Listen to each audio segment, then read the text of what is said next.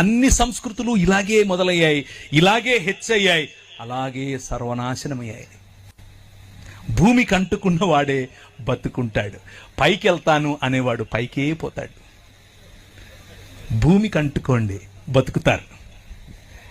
ఓ గొప్ప గొప్ప పిరమిడ్లు కట్టేస్తున్నారు. ప్రభు అన్నాడు, ఏమయ్యా నాకు అహం, వీళ్ళు దాసులు, వీళ్ళ మీద ఇంకా పని పెట్టండి, అన్నమేయకండి అని అన్నాడు. అవునా, సొదొమ గొమొర్రాలకు ఏం చేశాను నీకు తెలీదా? అదే చేస్తానన్నాడు 5 సార్లు. Let my people go. నువ్వు అలా చేయటానికి వీల్లేదు, నా ప్రజలను పంపించు. ఇశ్రాయేలు ప్రజలపైన నువ్వు అలా ప్రతాపం చూపించడం కరెక్ట్ కాదు, వాళ్ళపైన అంత శ్రమ మంచిది కాదు, పంపించు అని అంటే అన్నాడు. 5వ సారి తర్వాత నేను పంపిస్తాను బాబోయ్ అంటే కూడా నీ హృదయాన్ని నువ్వు చూస్తావు. ఇప్పుడు నీ కొమ్ములు ఎలా ఇరుగుతాయో నువ్వు చూస్తావు, నీ నోటి పళ్ళు ఎలా రాలుతాయో నువ్వు చూస్తావు. నువ్వు నీ కళ్ళ ముందు నా పసిబిడ్డను, నేను కన్న నా కుమారుణ్ణి, నా జ్యేష్ఠపుత్రుని నేను తీసుకెళ్ళిపోతా, గద్దరెక్కల మీద మోసుకొని తీసుకెళ్ళిపోతా. ఇందులో దేవుని గుణలక్షణం మీకేం కనిపిస్తుందో? మీరు మీ ఇంట్లో పనిచేసే వ్యక్తి పైన ప్రతాపం చూపిస్తే దేవుడు తన బిడ్డను ఎలా తనేమంటారు గద్దరెక్కల మీద మోసుకుని వెళ్ళాలో మోసుకెళ్తాడు. మీ జీవితం ఫరోలాగా కుప్పకూలుతుంది.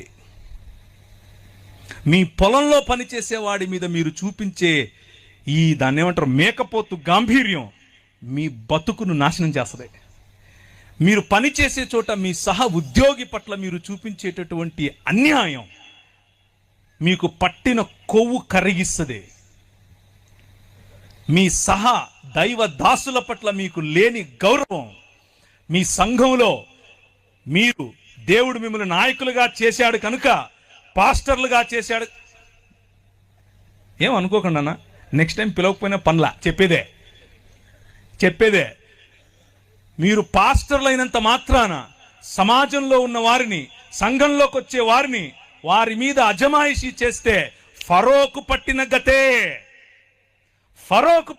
ఎందుకంటే మన దేవుడు, ఆయన హృదయం ఎక్కడ నలిగిపోయే ప్రజలుంటారో, ఎక్కడ వేయబడిన ప్రజలుంటారో, ఎవరిపైనైతే మీరు ఇంకా ఎక్కువ భారం పెడతారో అక్కడికి గద్ద తన పిల్లలను తన్నుకొని పోయినట్లు వచ్చి తన్నుకుపోతాడు. మన మూతి పళ్ళు రాలుతాయి, మన కొమ్ములు ఇరుస్తాయి. 10 రకాలైన దేవీ దేవతలను చూసుకుని నువ్వు ఎచ్చుకుపోతున్నావు కదా, నీ ఎచ్చులు ఎలా ఇంచాలో నాకు తెలుసు అని చెప్పి 10 రకాలైనటువంటి తెగుళ్ల ద్వారా వాడి నోరు మూశాడు. రాజ్య నిర్మాణం రా బయటికి అని అన్నాడు.